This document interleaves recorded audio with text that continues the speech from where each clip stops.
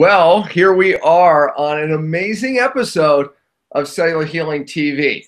Well, look, we had such rave reviews about Meredith, our amazing in-house cook, that we brought her back today with a topic that she actually requested, and a great one, actually. Some of our YouTube videos, I think some of our #1 hits are on when Warren and Tula made bone broth. Yeah. So I think it's going to be a great subject here today because so many people, are understanding the benefits of bone broth today for multiple reasons. And we're going to talk more about that. I think some of the benefits probably you didn't know, but also we're going to tell you some other ways to use bone broth and intermittent fasting. Meredith, something we talk to them a lot about is intermittent fasting, but bone stock fasting is one of our favorites, because there are so many benefits with it. So we are going to demonstrate on how to make a bone stock fast, or make a bone stock, I should say. But, we want to talk a little bit about it. Of course, we want to give you a little education because this is something that we do with our clients and our doctors do with their patients. So this is a very, very important episode for sure. So Meredith, thank you for joining us. Oh, thanks for having me. It's so much fun to be on here and to be interacting with you and everyone, and getting this information out because it's so important, and it's just a lot of fun to talk about. So well, last time we did the smoothies. If you haven't seen the smoothie, Meredith actually inspired me to start doing more smoothies again. I had said I did right when I was sick. I did them like every day. It was like I was addicted to it. Because it really helped me with my assimilation. And healing my gut.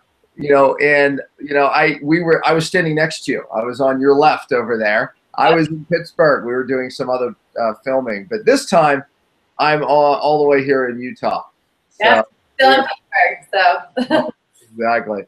So well, anyways, I think this is a great subject that people are hearing a lot about. They actually in New York City, they have a drive-through where I think it's on First Street somewhere, where you can actually pull up in the morning. Instead of getting your hot cup of Java, people are getting their hot cup of bone stock. My gosh, I mean, that has come a long way. And then I have to take it back further, and I want you to give us a little history that you said you found. Look, for thousands of years we talked about bone stock, and your history may not go back thousands of years, but let's see how far you go back. But really, though, I mean, bone stock has been used, all the way back. I mean, come on, think about it. Our grandmothers, right? It's like, you have a cold, have some chicken soup or this, this stock or that stock. For every ailment, our grandmothers were telling us to drink stock. And I think we all laughed, really. At least I did. I would be like, oh, no, that's ridiculous. What's that going to do? Because I was a little naive. I didn't know the benefits that I know now. And I'll tell you this right now, Grandma was right. So this is nothing new under the sun. I just think it's kind of gotten popular now. People are realizing the health benefits, probably, Meredith, because all the gut issues that are today, right? Different when we were kids. We didn't have gut issues. I mean, but today, due to glyphosate and all the toxins and new toxins and neurotoxins and, all the GMO foods, etc., we have all these people with gut problems. So no wonder it's come back into vogue. So what's that little bit of history, and what are your thoughts on that? yeah. Well, I just think it's amazing, too, to look back just with our ancestors and what they consumed, and how there's such a need for it today because our bodies have become so depleted due to the modern lifestyle and the toxicity in our world, too. So these benefits we're realizing, and it's just really exciting to be able to look back on time and see what they were doing then, what we still need to do now, and how it still works to heal our bodies. So it's really, really cool, and just grateful that we found this again, and because the benefits that it has really are remarkable, and it does work because you've done it, I've done it. We've seen so many clients, and just so many people have really, really incredible results from incorporating bone broth into their life and into their diet, and also using it for fasting purposes. So there's a lot of different things that you can do with it to really get the benefits, and it's something that we have our ancestors to thank because they knew what they were doing back then, and finally we're bringing it back into the modern world and being able to use it now too. So it's just pretty awesome. Well, it's estimated that 70 to 80% of the immune system somewhere in there is starts in the gut. So, our grandmothers were right. But, let me just talk a little bit about why it works so well. I mean, leaky gut is estimated to be 95% of the population right now. And most people don't even know they have leaky gut, right? Hours later, days later, they're responding to things they ate the day before or hours before. Well, there's something in the stock that is pulled out of the bones. Well, actually many things, but something called type 2 collagen. We've talked about collagen, and it is amazing. It not only heals the gut, but it's good for your skin. So it's another reason why bone stock fasting has gotten very popular, because people do it, and even just in a 4-day fast, which we'll talk about, utilizing only bone stock, everybody says, my clients all say the same thing. Oh my gosh, I really noticed a difference in my skin, Dr. Pompa. So that's the type 2 collagen. The collagen in there, as we know, I mean, people try to put on collagen, Meredith. I mean, they're doing this collagen product, that collagen product, but really it's what happens from within. That type 2 collagen really is repairing to the skin, and collagen makes up that cement, that matrix in the skin that really helps us not wrinkle, and helps our skin look really healthy and good. So it's more of that, right? That's right. So it's food for not just the gut. Of course, that helps heal the leaky gut, but it's also food for the skin. Well, in bone stock is also a lot of minerals and trace minerals that get pulled from the bone, and it makes it this perfect thing to fast with. Years ago, I've said, by the way, watch if you want more information on some of these fasts. Ancient Healing, we did an episode on it. I think we've done some on intermittent fasting as well. But in Ancient Healing, I talked a little bit about that. But, during a 4-day stock fast, we only drink stock all day long. And we can talk a little bit, I'll give you some hints and clues about that, because some people go, oh my God, by day 3, I didn't even want to drink it, smell it.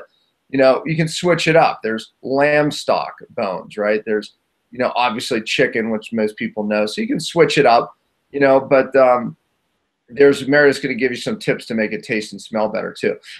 But anyways, during that time when we're doing just bone stock not only gives you this collagen and all these great minerals and nutrition, and the marrow with all that great fat, right, Meredith, and all this qualities in there. We can talk a little bit about that, but it starves down all bacteria, good and bad. Now I have to show this. So we talked about dysbiosis. That means you have too many bad and not enough good, right? So we can try to re-inoculate with a bunch of good, but oftentimes when this dysbiosis gets too bad, we just can't get the good guys to take root and overcome the bad guys. So what we do with a stock fast, we starve all bacteria down, and then day 5, after the stock fast, we re-inoculate utilizing very unique bacteria.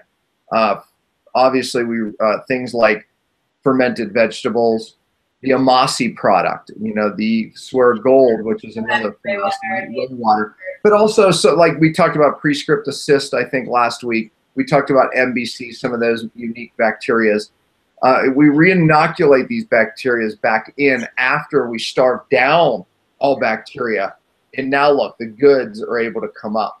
So some pretty neat stuff. And sometimes we use that, the bacteriophage that we talked about on one of the shows. Those guys go in there and kill off bad guys, and then we can re-inoculate again. But bone stock fasting drops all bacteria, which is a really good thing. It gives us a chance to we call reset the microbiome. Yeah. So there's a little, just some hints on why this works so well. And again, once we're able to bring down and fix that dysbiosis, that affects our immune system greatly. And also it gives the gut a chance to heal, because we're not dumping a bunch of inflammatory foods in, and also the type 2 collagen. So it heals the gut. We can re-inoculate the gut, fix the dysbiosis. So a lot of wins. Mm-hmm.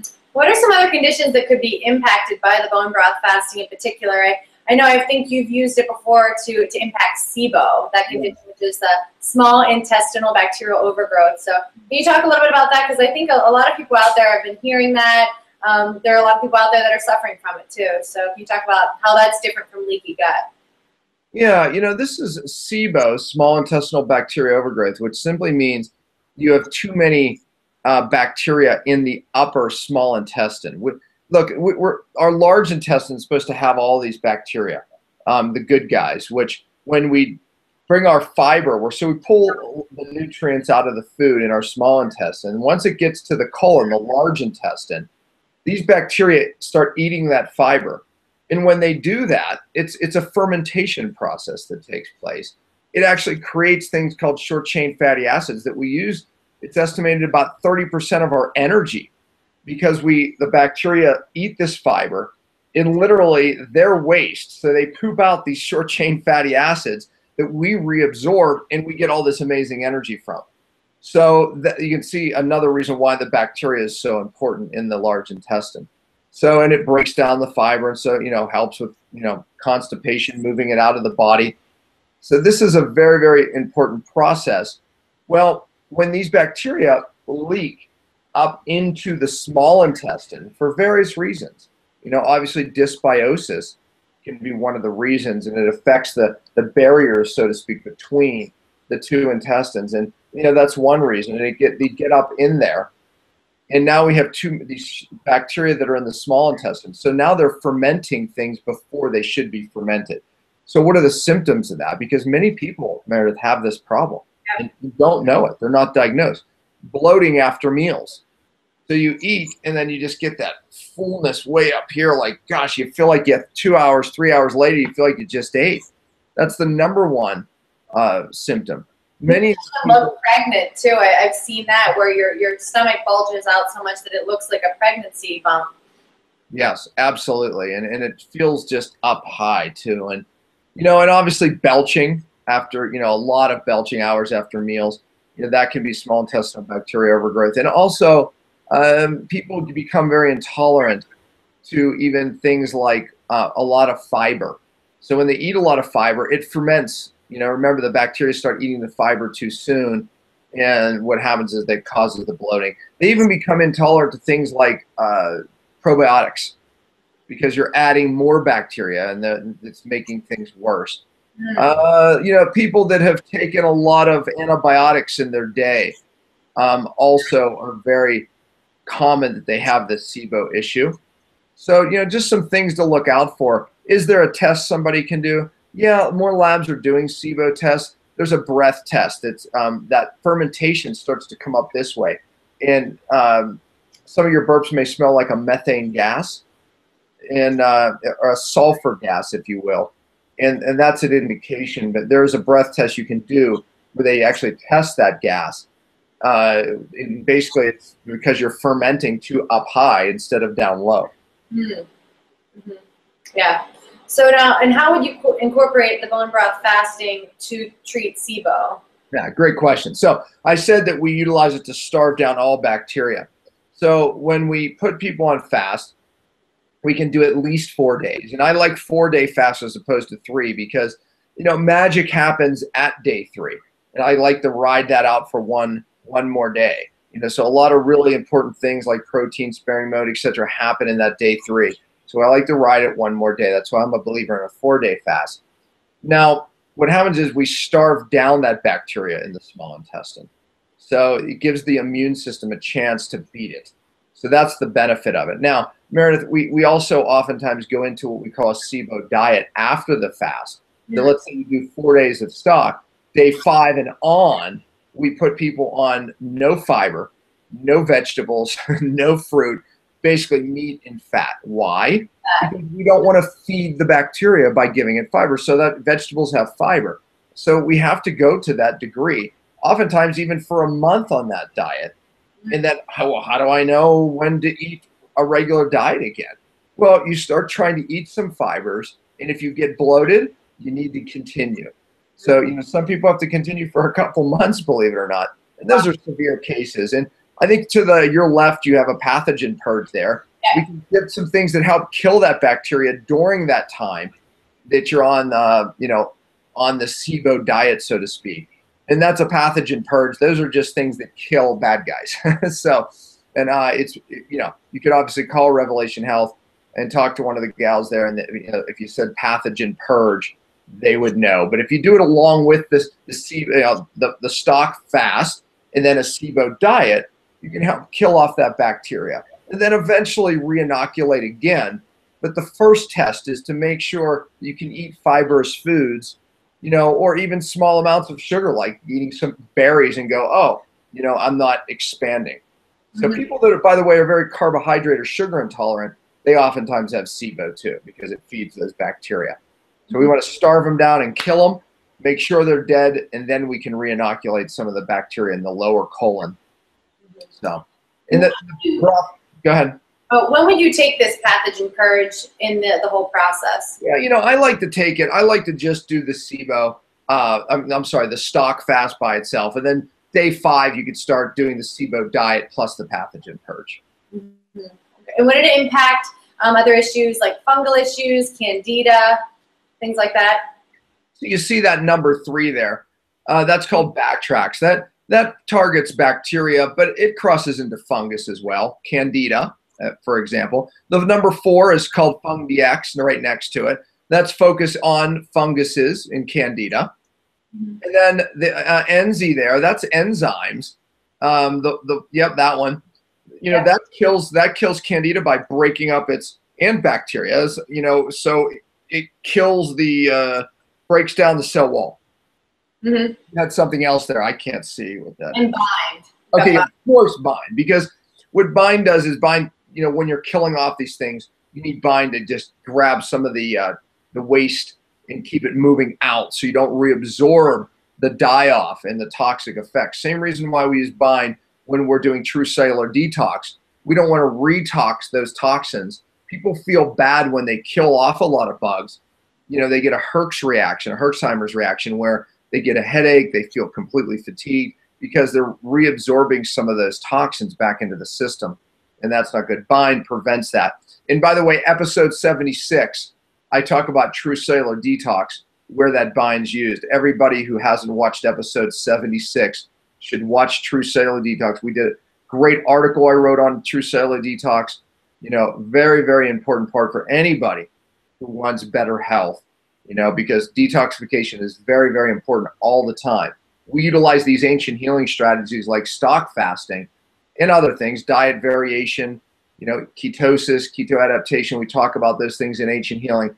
But true cellular detox, going upstream to why the gut got wrecked in the first place, very, very, very important subject. Watch that episode, read the article that's on our website, put into the search bar, true cellular detox, it will come up. Yeah. And fasting and true cellular detox, just core components of what you teach, and they are just such powerful strategies because they really do work. So, and how does the fasting fit in with the true cellular detox as far as timing goes, and how you can kind of bring them both together? Yeah, I mean, typically we like to do at least one fast before we start detox. It's really part of the preparatory phase. True cellular detox, I talk about its 3 components that make up real detox, right? I mean, there's all these different detoxers out there, right? Colon cleanse, this cleanse, that cleanse. Typically, they're downstream from getting to the cell, which, by the way, is the first component. We have to fix the cell, get the cell moving and functioning to move out toxins. That's key. My 5 R's of cellular healing, that's where that applies. And then we want to get these downstream detox pathways open, which is really a preparatory phase, one of the phases, right? And we want to get those open, and you know, fasting really helps us open up these downstream detox pathways. And the last component is using true binders. We talked about cytodetox as a true binder, and you know, so again, you learn more about that when you watch that episode. But you know, yeah, so it makes up really component number 2 is opening up downstream detox pathways. So we like to do it before we detox because it gets not only the gut ready, but it has an effect on all of the detox pathways. So, you know, that's really important. My dog just busted in my room here, so I always like to show Remy. That's cute. She's so cute. Oh, puppy. She's so cute. Anyways, yeah, so that's where that is where that fits in, Meredith. And also along the way, she's going to knock my computer over in about 10 seconds. Along the way, oftentimes people need more fasting to keep those pathways open. And we're not talking about this on the show, and maybe we'll do a future show. She's rocking this whole computer. Maybe we'll do a future show on whey water again, right? there's so many benefits to whey water. And that's the Swear Gold product. We showed it on the smoothie recipe show.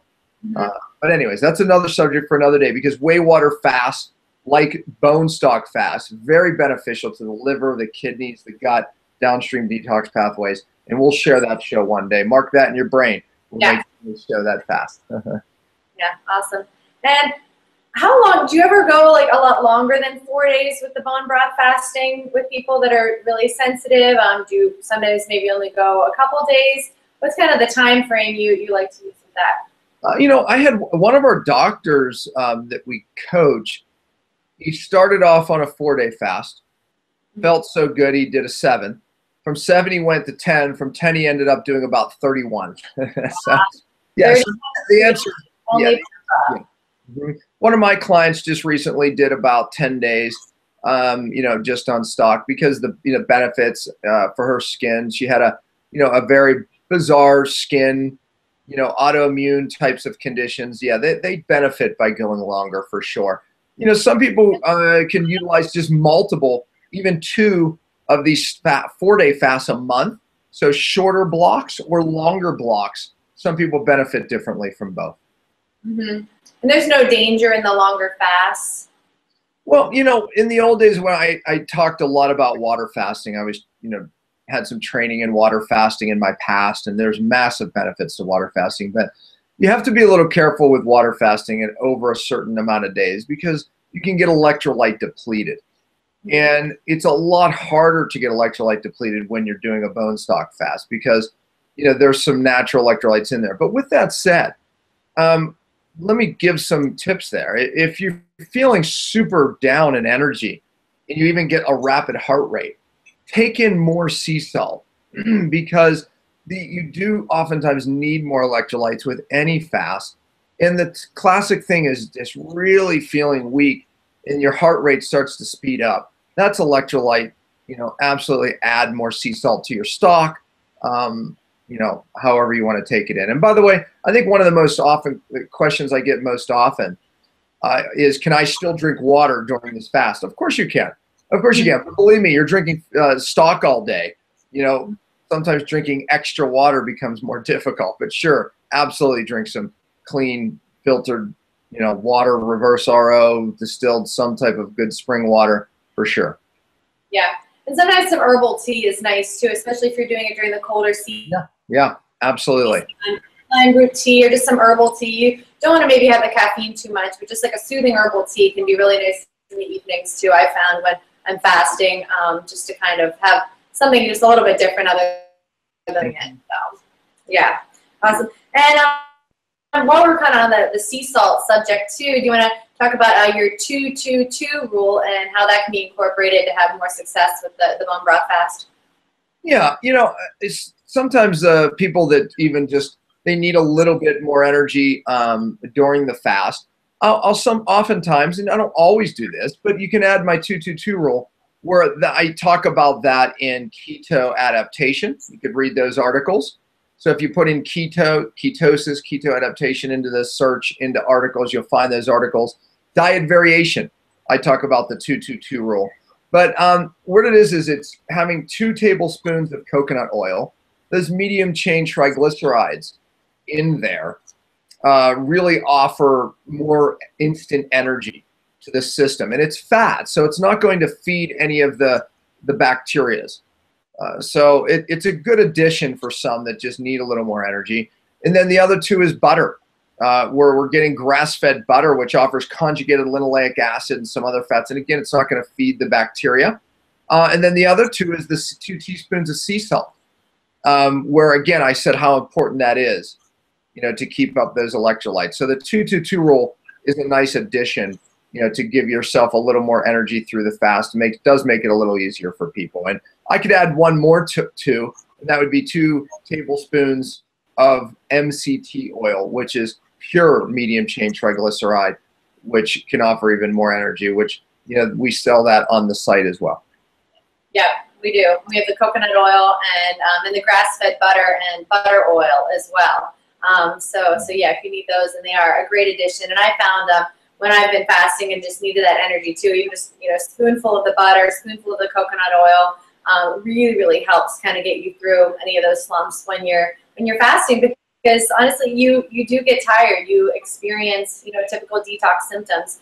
And especially if you're working, trying to do a fast while you're still living your life, those fats can really kind of help to stabilize your blood sugar and keep you going through it. But can you talk about some of the lifestyle maybe impacts too that you might have, like while you're fasting, what you can expect and when you maybe shouldn't do a fast?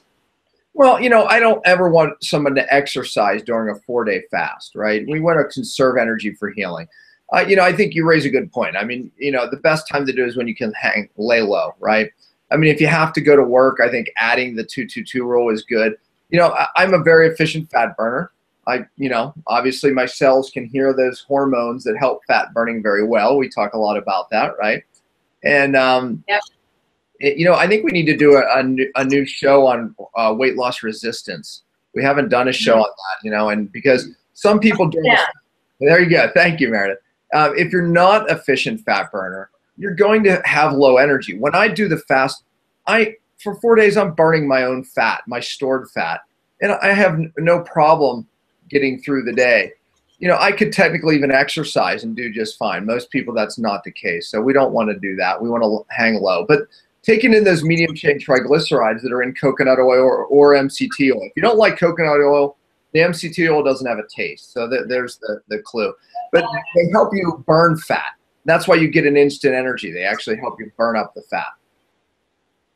So that's why it can be an assistance to make you more of a fat burner during the stock fast. And laying low, and anybody that shouldn't maybe do a bone broth fast. Well, you know, I mean, look, you know, I think that, you know, someone who has a lot of health challenges, I think, you know, having someone supervise, you know, your doctor supervising the fast. Obviously, you have to have a doctor who understands this, you know, that we're training doctors all around the country in true cellular detox and these ancient healing strategies is part of what we do. Obviously, there's much more than that. But, you know, yeah, no, it's, you know, I think that someone has a lot of health challenges, you know, having that type of coaching would be helpful. But, you know, most people can do it. You know, fasting is you know, it's an ancient healing tool. When we go without food, animals do it instinctively. Yep. You know, and this is an intermittent fast where we're taking in between 500 and 800 calories a day, which we're naturally getting from the broth or whey water or something to that degree. You know, these fasts are better than juice fasting because juice fasting raises glucose every time. It's glucose spike, glucose spike, glucose spike. That's no good. You know, there's no glucose spike here. You know, we're controlling our glucose. And I always say if you want to live longer than anybody, you know, just control glucose and insulin better. You will age slow and, you know, look better and be healthier. Bottom line, number one thing, control glucose, right? Yeah, huge win. Yeah. And I remember when I first started with the company and working with you guys, fasting, I did a Square Gold fast, but soon after did a bone broth. And it was my first true experience with actually fasting in the right way. And I think for a lot of people too, they think, oh my gosh, I'm not going to eat food I'm like, how's my body going to handle that? How am I going to like live day to day without eating food? And I think it really just, it's a mindset shift that that you have to experience to just kind of flip the switch and just, you know, be committed to doing the fast and to knowing what you receive from doing it. Because once you do it, I, like many people, I was thinking, oh my gosh, I was a little hesitant to do the fast, but once I did it, now, you know, when you see the benefits and you do it and you see that it's not that hard, it's so worth it. But I think a lot of people these days have a mindset challenge with fasting. So can you talk a little bit about that and maybe kind of how to break through that mindset so people aren't maybe as fearful of fasting? Yeah, no, I mean, look, I think when I talk about diet variation as a way to regain our health, keep our health, all of our ancestors were forced into times of plenty, in times of not so plenty, right? They were forced into fasts, you know, because the food wasn't there, things happen, right? And our bodies are really set up for that. So going periodic times with less food, and in this case, in an intermittent fast, it's less food. It's not without food, and sometimes without food. But the body releases certain hormones, drives certain hormones that really for survival. And we know now that those times really make us healthier. Our bodies instinctively are set up to go through these survival times, and people live longer when they go through these times eating less. So look, we can think about all these anti-aging products, supplements, and spend a lot of money on them. But really, these strategies are really what science shows actually really make you age slower. So, that should motivate you. Oftentimes people that when you're going to do a diet shift, go into the cellular healing diet or make a diet shift, we start people on fasting because it's a way to get your appetite curbed very quickly. So when you come off the fast, all of a sudden a piece of broccoli looks really good, doesn't it? Delicious. Yeah. I mean, people always say that. They're like, oh my gosh, it's like, these foods I thought before, I was salivating over vegetables, right? So it's a mode of resetting your appetite or resetting your taste buds.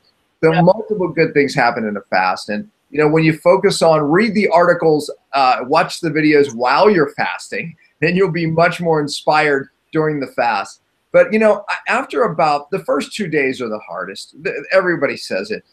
Most people by day 3 break free and they're like, wow, I feel so much better. In day 4, I said many people just want to keep going because now your body's starting to feed from its, waste. It's feeding from its fat supplies and you just feel so much better. Your brain clears.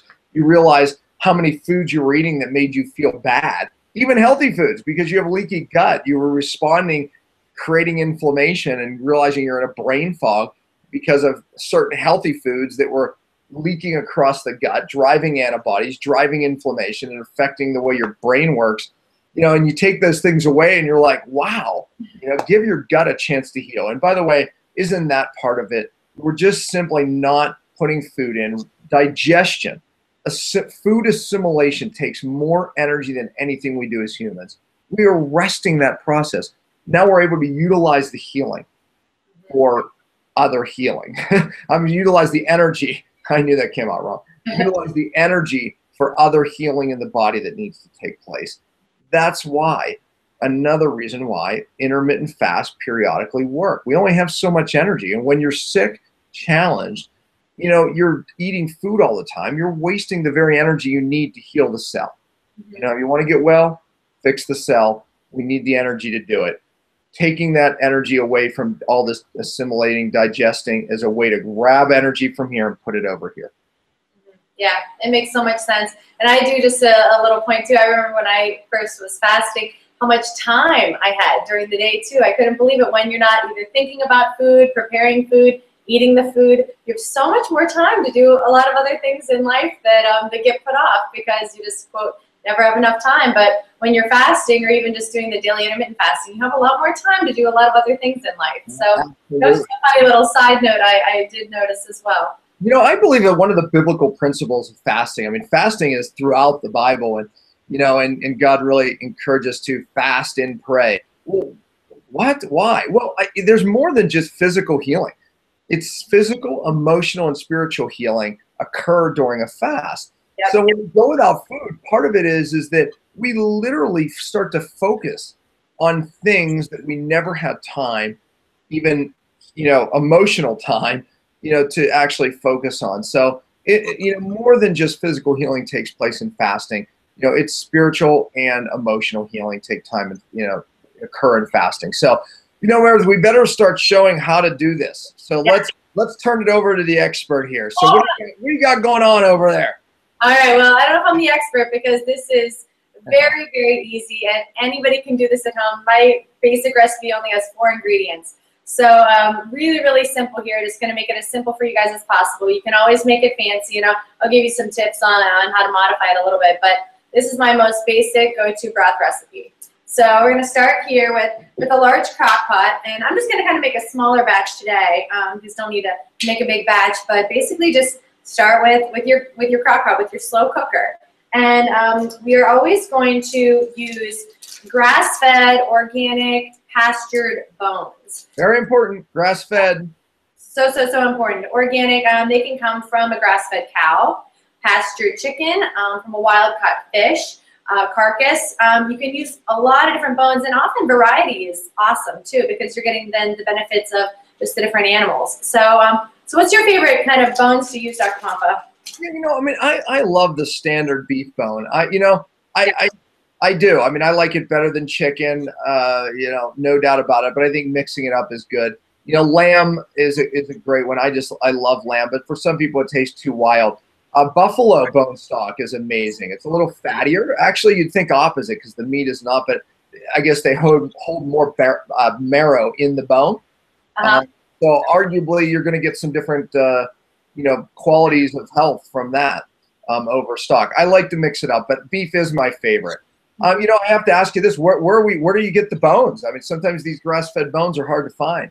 Right, and I'm glad you asked. So we have them in our store here in Pittsburgh, Revelation Health, in the freezer. We just keep a couple pound bags in the freezer. And they're from just a little dairy farm. It's called Swiss Villa in eastern Pennsylvania. And they're 100% grass-fed bones from healthy, happy cows. And it's really delicious. I've used these bones for quite a few fasts, and you can get them here in our store in Pittsburgh. Can't order them online, but if you're in the area, you can stop by and get them. We're here today at the office. So we've got the bones in the crock pot, and you can see. Wasn't there the website grassfedbones.com? Yes, you can get bones from there as well. Yes. Local farmers, you can go and try to find bones at local farmers, but here's the thing. Every farmer says, oh, my cows are grass-fed. Yeah, because they ate grass at one point. You know, it's 100% grass-fed. How are they finished? Because they raise them on grass, but then they load them up with grain in the end. We don't want that affecting that good bone marrow, throwing off those fats, and we definitely don't want them eating grain that was sprayed with glyphosate, which causes leaky gut. So, you know, we absolutely have to be diligent about making sure it's 100% grass-fed bones. And sometimes Whole Foods has them. Other health food stores can have them. So I just want to give people a lot of different tips because sometimes finding them can be a challenge. Right. Grassfedbones.com, start there. Start at your local farmers. Go ahead. Farmers, local butcher, yes. And just as I'm still putting this together too, so what if someone can't get access to 100% grass-fed bones or can only get the grass-fed, grain finished? Is it worth doing the fast? Will they still get some benefits? No, listen, I would make sure you have 100% grass-fed. I mean, that's me. I wouldn't do it otherwise. Well, tell them about if you're not a cook, if you're someone like Dr. Pompa who's like, man, I don't have time to do this. We have a link on our website, and I'll tell you, this guy, he's a chef.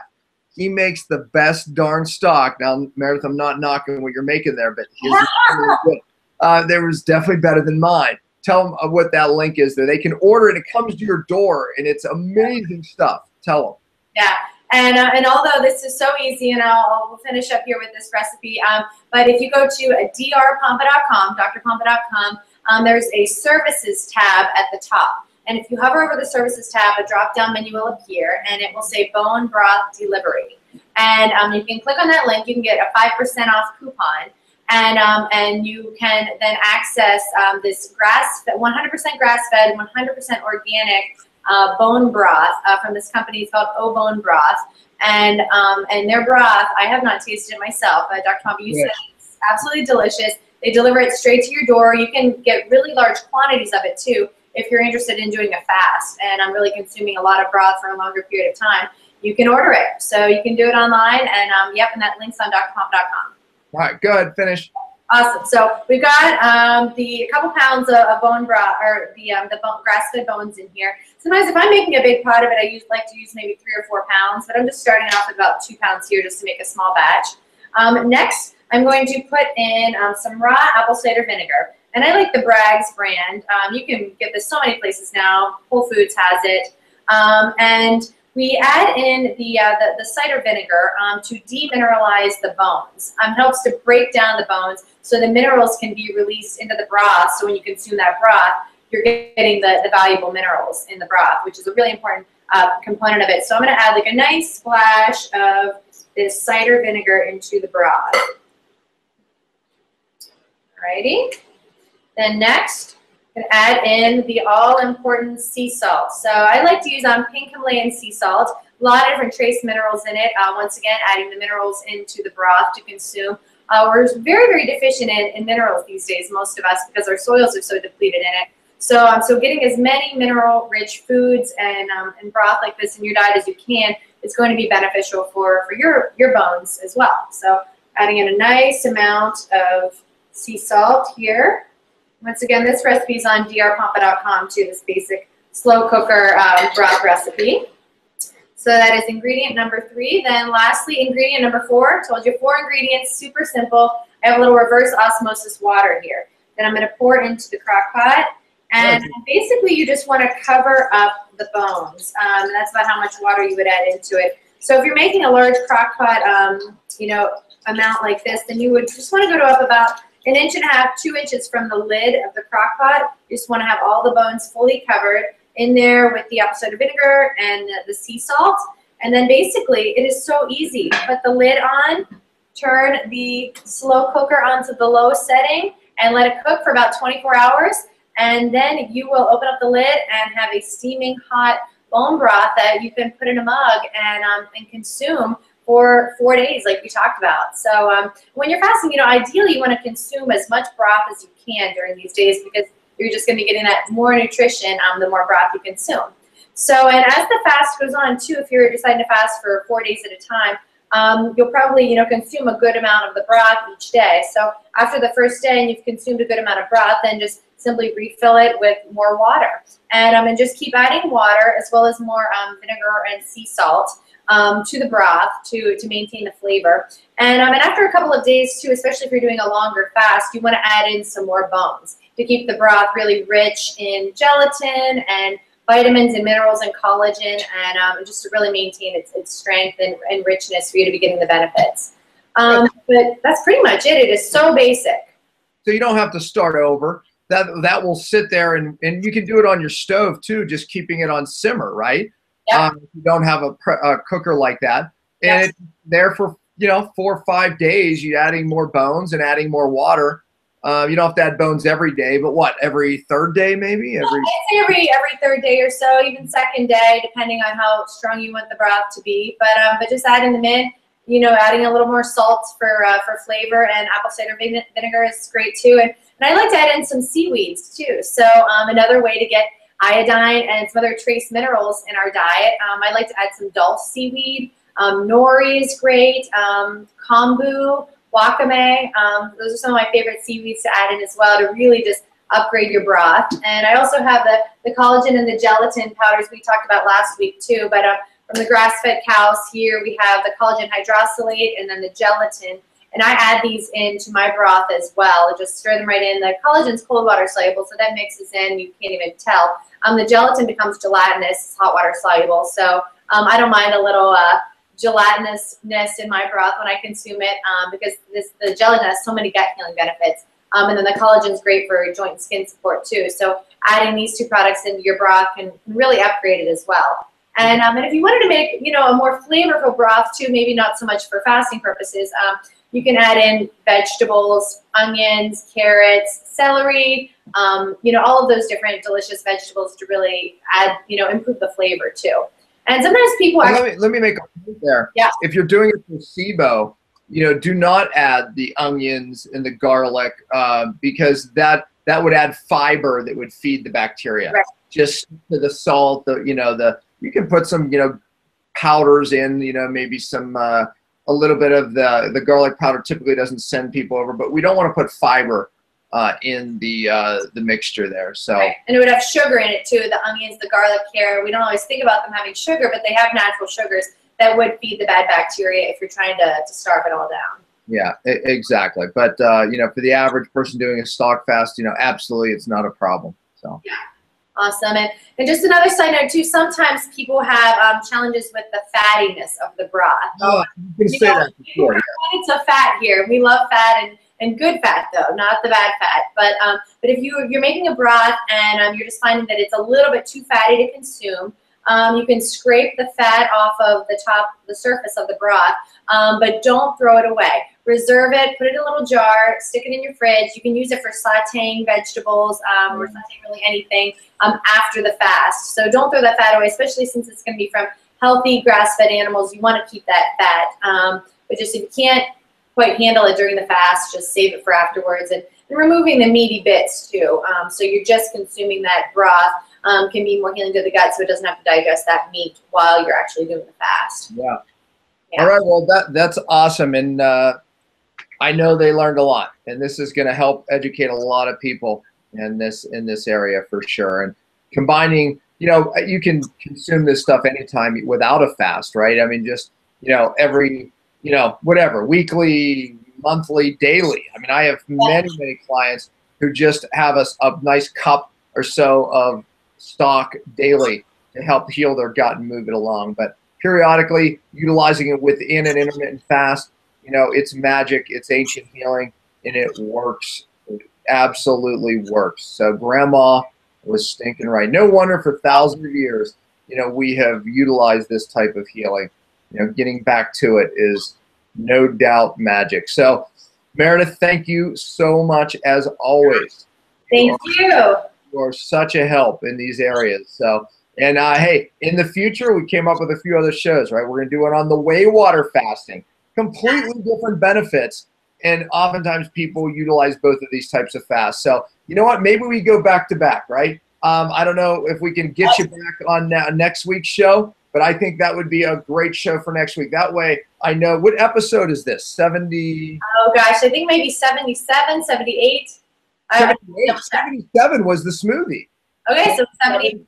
Yep, 77. This is 78. So let's do episode 79. Stay tuned next week for whey water fasting. So Meredith will hold me to that, and we'll do that. So we'll bring the queen of the fast there back, and we'll do it. So, okay, we'll see you on next week's show, episode 79, and we're going to do whey water fasting. But I know this made a difference. Thank you, Meredith. Thanks, everyone. Thanks, Dr. Pompa.